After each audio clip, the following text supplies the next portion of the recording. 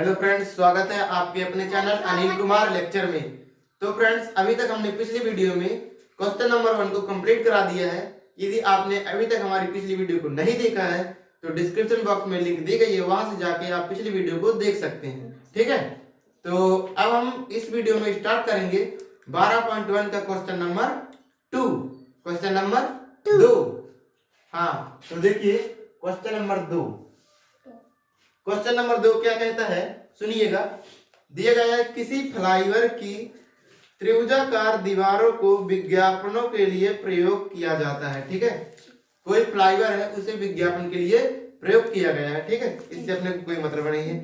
फिर दिया गया है दीवारों की भुजाओं की लंबाइयां, जो दीवार की भुजा है उनकी लंबाई अपने को दी गई, तो उन्हें नोट करना है। ठीक है, तो दीवार की भुजा की लंबाई को सबसे पहले को मान लेते ए, जिसका मान दिएगा 122 मीटर। क्या दिए गए? 122 मीटर। और बी का मान दिया गया है, मतलब दूसरी भुजा का मान 22 मीटर। क्या दिया गया? 22 मीटर। और तीसरी भुजा का मान अपने को दिया गया है 120 मीटर। क्या दिया गया है? 120 मीटर। ठीक है, अपने को तीनों भुजा का मान पता चल गया। अब बोला गया है इस विज्ञापनों से प्रति 5000 प्रति मीटर की वर्ग की प्राप्ति होती है। ठीक है, मतलब जो उसका क्षेत्रफल रहेगा, एक क्षेत्रफल जो रहेगा वह उसके 5000 प्रति मीटर वर्ग की प्राप्ति होगी। बोला गया है एक कंपनी ने एक दीवार को विज्ञापन देने के लिए 3 महीने के लिए किराए पर लिया है। उसने कुल कितना किराया दिया होगा? ठीक है,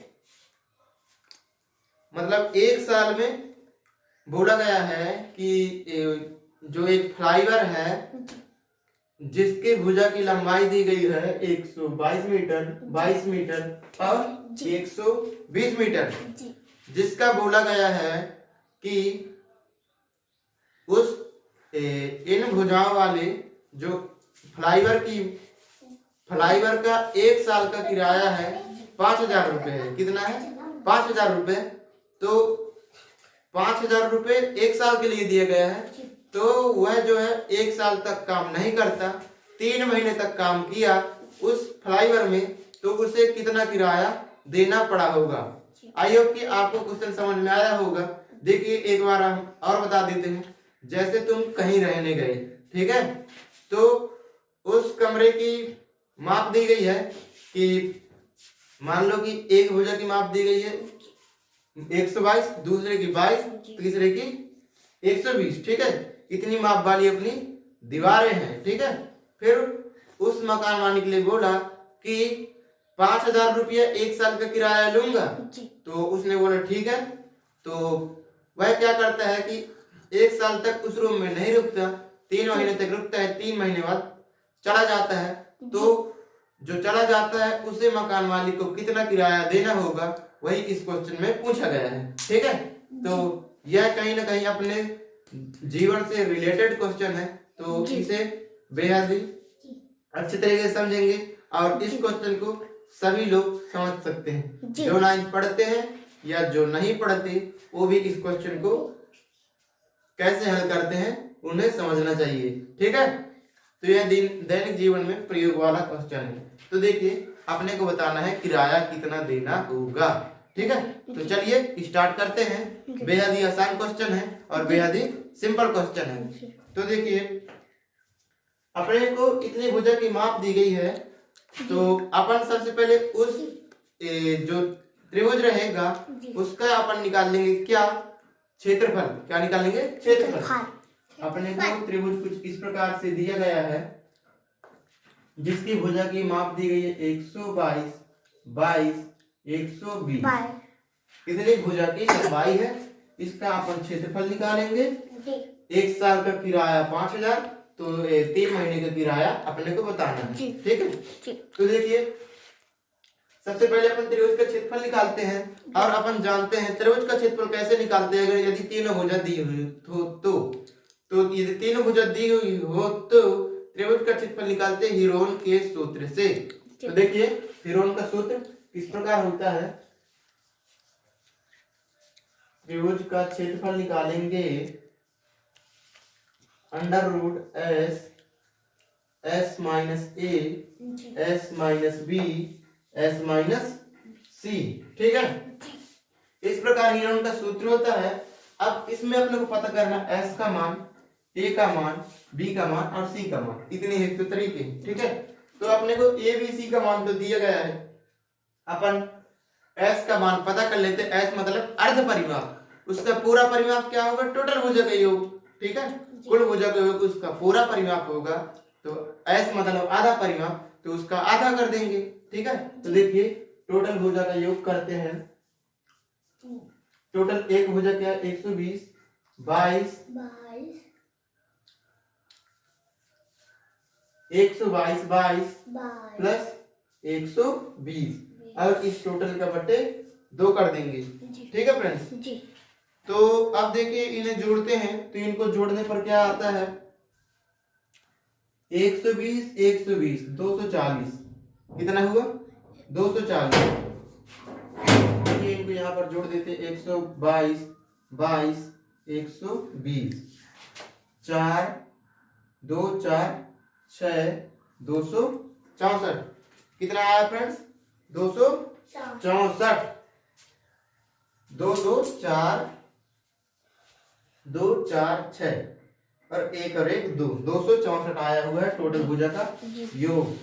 कितना आया फ्रेंड्स? 264 बटे 2। अब इसका डिवाइड कर देते हैं, तो 2 एकम 2 2 तिया 6 2 दूनी 4, मतलब अपना आधा परिमाप आ गया 132। ठीक है, इसे याद रखिएगा और 132 को एस की जगह लिखिएगा। ठीक है, तो एस का मान 132 आ गया, इसे हम रफ कर देते हैं। तो हम इसे एस का मान यहाँ पर लिख देते हैं, एस का मान 132। एस की जगह अपने को 132 रखना है। ठीक है, तो चलिए वहां पर रखना स्टार्ट करते हैं। एस क्या दिखा? एस की जगह 132, फिर आया एस की जगह 132 माइनस ए की जगह 122, फिर एस ए वाला एस की जगह 132, बी की जगह 22, फिर आया एक एस मतलब 132 और सी मतलब 120।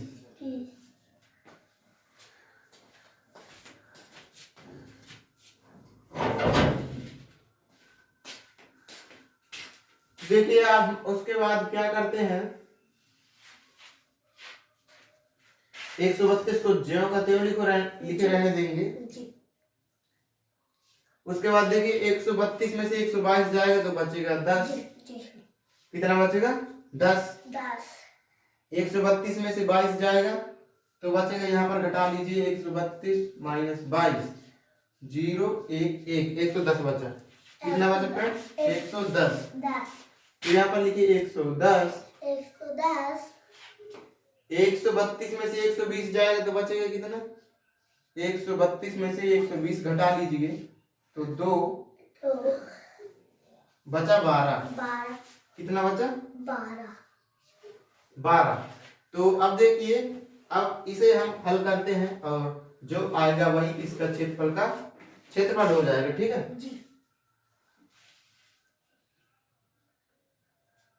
तो देखिए यहाँ पर दिया गया है 132, तो 132 को 132 लिखिए इंटू 10, इसे लिख सकते हैं 110 को 10 गुणित 11,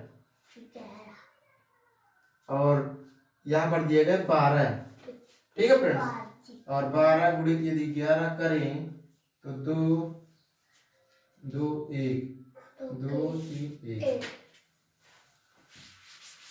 ठीक है, इतनी चीजें आप ये अभी तक आपको समझ में आई होंगी। अब देखिए 132 को लिख सकते हैं 12 गुणित 11। ठीक है, 132 को लिख 12 गुणित 11, और इस 12 गुणित 11 भी को यहाँ पर लिख देते हैं 11 गुणित 12, इसको लिखे। ठीक है फ्रेंड्स, अब 10 गुणित 10 10 गुणित 10। जी अब जिसका जोड़ा बनेगा वह बाहर निकल जाएगा करड़ी के बाहर, और जिसका जोड़ा नहीं बनेगा वह करड़ी के अंदर ही फंस जाएगा। ठीक है, तो किस किस का जोड़ा बना? 12 का जोड़ा बन गया, तो ये 12 बाहर निकल गया। अब देखिए 11 का जोड़ा बन गया, तो 11 भी बाहर निकल गया, और 10 का जोड़ा भी बन गया, तो 10 भी बाहर निकल गया। ठीक है, कितनी चीजें अपने को क्या होगी? बाहर निकल गई। ठीक है, अब क्या करते हैं, जो बाहर निकले उनको गुणा कर देते हैं।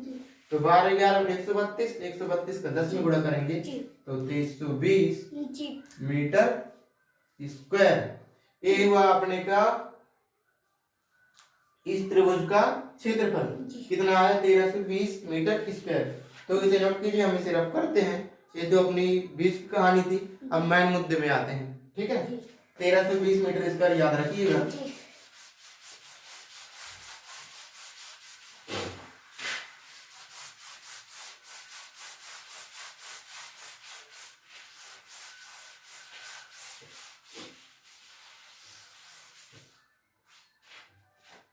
तो बोला गया है 1 साल का किराया 5000 रुपया। कितना? 1 साल का किराया 5000। ठीक है जी, 1 साल का किराया 5000 जी। तो 3 महीने का किराया बताना है। कितना? 3 महीना का। 3 महीने का, और 3 महीना बराबर होते 3/12 साल। जी कितने होते? 3/12 साल। जी 3 महीने बराबर 3/12 साल। क्यों इसे साल में बदले? 3 महीने में क्यों नहीं रहने दिए? क्योंकि 1 साल का किराया दिया गया, इसीलिए इसे साल में बदलना पड़ेगा। ठीक है जी 1 वर्ष का किराया दिया गया है, तो इसे भी वर्ष में ही अपन बदल लेंगे, मतलब 3/12। ठीक है, जी। तो 1 साल का किराया 5000, तो 3/12 साल का किराया 3/12 गुणित 5000। जी ठीक है, जी। अब इतना हुआ। अब उसके बाद देखते हैं कि बोला गया है प्रति मीटर स्क्वायर की प्राप्ति होती है। जी तो सिंपली अभी तक अपन ने देखा कि 3/12 साल का किराया अपने को पता चला कि इतना होगा। अब किसका इतना होगा? तो त्रिभुज के क्षेत्रफल का होगा। तो त्रिभुज के क्षेत्रफल का इसी में गुणा कर देते हैं। त्रिभुज का क्षेत्रफल आया हुआ है 1320। अब सिंपली सबका गुणा कर देते हैं, 3/12 5000। अब इसे हल करते हैं, और जो हल करने पर आएगा वही 3/12 साल का किराया होगा। ठीक है, मतलब 3 महीने का किराया होगा। ठीक है, तो देखिए अपन हल करते हैं। तो देखिएगा इसे किस प्रकार से हल करते हैं। 12 एकम 12, 12 दिन 24, 12 की 36, 12 चौके 48, बचा 2। यहाँ पर हुआ कितना? 20। 12 एकम 12, बचा 8, यहाँ पर हुआ 80। ठीक है, तो 12 एकम 12, 12 24, 12 36, 12 34, 12 45, 12 72, 12 70 दशमलव में जाएगा, तो इसका भाग नहीं देते। ठीक है फ्रेंड्स, सिंपली अपन क्या करते हैं,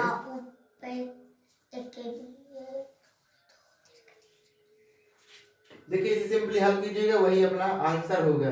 तो इसे हल करिए। इसे किस प्रकार से हल करेंगे देखिएगा। तो देखिए फ्रेंड्स क्या करेंगे, 12 11 132, 12 शून्य शून्य। अब सिंपली इनका गुणा कर देंगे। तो 110 का गुणा 3 में करेंगे तो 330 गुणित 5000। ठीक है, तो इसका गुणा करने पर आएगा 5 तिया 15 की 5, हाथ से लाई का 1, 5 तिया 15 और 1 16। 33 का गुणा 5 में कितने इतना, अब जितने जीरो से उतार दीजिए, 4 जीरो हो गए, 1 2 3 4 मीटर का स्क्वायर। मीटर स्क्वायर नहीं फ्रेंड्स, ये तो रुपए आया हुआ है, तो इतना रुपए हो जाएगा। ठीक है, तो आई होप कि आपको 3 महीने का किराया निकाल